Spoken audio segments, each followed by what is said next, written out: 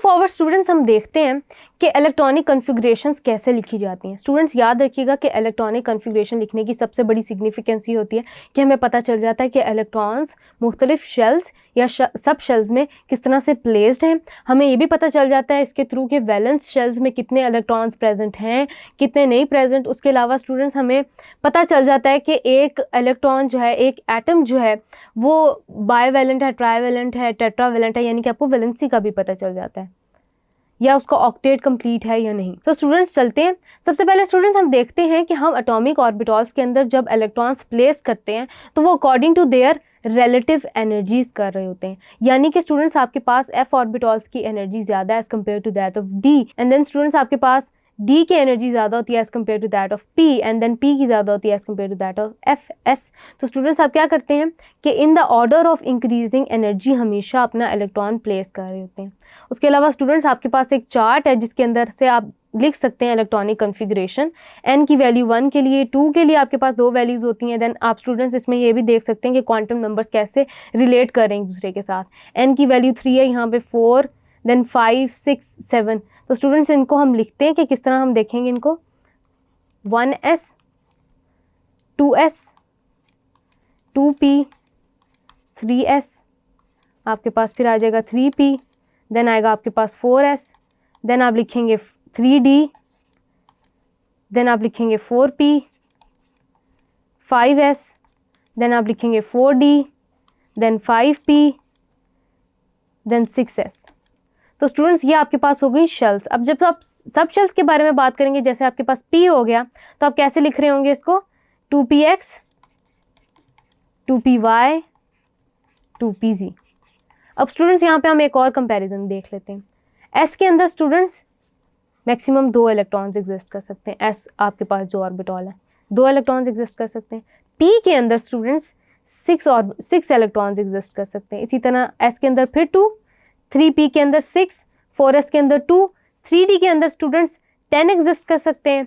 Then आपके पास 4p आ जाता है, इसमें भी 6 एग्जिस्ट करते हैं आपके पास। देन 5f आ जाता है स्टूडेंट्स, f ऑर्बिटल के अंदर 14 इलेक्ट्रॉन्स अकोमुलेट हो सकते हैं। उसके अलावा स्टूडेंट्स जब आप इनको इनके ऑर्बिटल फॉर्म में लिखेंगे 2px, 2py, 2pz, तो इसके अंदर आप 2 इलेक्ट्रॉन्स प्लेस कर रहे होंगे, और वो कैसे प्लेस कर रहे होंगे इनको हम फर्दर डिस्कस करते हैं। तो स्टूडेंट्स जब भी कभी आपको कन्फ्यूजन हो रही हो, इलेक्ट्रॉनिक कन्फिग्रेशन लिखनी ना आ रही हो, तो आप इस तरह फ्लो की फॉर्म में लिख सकते हैं तमाम orbitals 1s, 2s, 2p, 3s, 3p, और इस तरह से आप लाइंस ड्रॉ करके अपनी ईजीली आप लिख सकते हैं। स्टूडेंट जब आप फ्लो चार्ट्स की फॉर्म में इलेक्ट्रॉनिक कन्फिग्रेशन लिख रहे होंगे तो आपको याद नहीं रखना पड़ेगा। ये होगा कि आप प्रैक्टिस के साथ साथ इलेक्ट्रॉनिक कन्फिग्रेशंस याद रख लेंगे एनर्जीज़ के अकॉर्डिंगली, जिसको हम आगे डिस्कस करते हैं।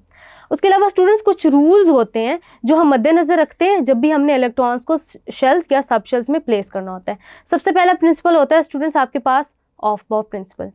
स्टूडेंट्स जो आपके पास ऑफ बॉब प्रिंसिपल होता है ना, वो यही कह रहा होता है कि आपने in the terms of increasing values of n आपने प्लेस करने होते हैं इलेक्ट्रॉन्स। यानी कि सबसे पहले आप s में करेंगे, देन p में करेंगे, देन d में करेंगे, इस तरह से। उसके बाद स्टूडेंट्स आपके पास आता है पॉलीज एक्सक्लूजन प्रिंसिपल। स्टूडेंट्स ये जो पॉलीज एक्सक्लूजन प्रिंसिपल होता है ये आपको ये कहता है कि 2 इलेक्ट्रॉन्स को आप जब भी एक सब शेल में या ऑर्बिटल में प्लेस कर रहे होंगे तो ऑपोजिट स्पिन्स के साथ प्लेस करेंगे। जैसे कि हमने यहाँ मेंशन किया, ये हम ऐसे नहीं इनको प्लेस कर सकते एक ही स्पिन के साथ, ये टेक्निकली गलत हो जाएगा, और आप अगर कॉन्फ़िगरेशन ठीक भी लिख रहे हैं तो ये एग्जामिनर गलत कर देगा। उसके बाद स्टूडेंट्स आपके पास आता है हुन्स रूल, कि अगर आपके पास 2 ऑर्बिटल्स हैं और आपने 2 इलेक्ट्रॉन्स प्लेस करने हैं तो स्टूडेंट्स आप according to Hund's rule place कर रहे होंगे। यानी कि स्टेबल अरेंजमेंट स्टूडेंट्स आपके पास ये होगी कि आप दोनों इलेक्ट्रॉन्स को ऑपोजिट स्पिन के साथ अलग अलग ऑर्बिटल में प्लेस करेंगे। आप ये नहीं कर सकते कि अगर आपके पास 2 ऑर्बिटल्स हैं और 2 ही इलेक्ट्रॉन्स हैं तो आप उनको एक ही सब शेल में प्लेस कर दें। आप इस तरह नहीं करेंगे। आप क्या करेंगे कि उन दोनों इलेक्ट्रॉन्स को ऑपोजिट स्पिन के साथ आप 2 अलग अलग ऑर्बिटल्स में स्पिन कर रहे होंगे, यानी कि 2 अलग अलग ऑर्बिटल्स में प्लेस कर रहे होंगे। ये ज़्यादा स्टेबल अरेंजमेंट होती है। उसके बाद स्टूडेंट्स आपके पास एक होता है n+l rule. n+l rule students इसके अकॉर्डिंगली भी आप प्लेस कर रहे होते हैं, अपनी इलेक्ट्रॉनिक कन्फिग्रेशन लिख रहे होते हैं।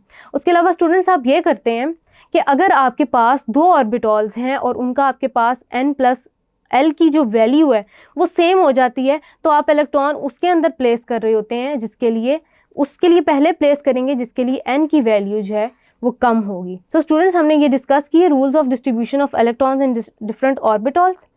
इसके साथ ही स्टूडेंट्स हम आगे चलते हैं एग्जांपल्स और सेल्फ चेक एक्सरसाइज की तरफ चलते हैं। Thank you.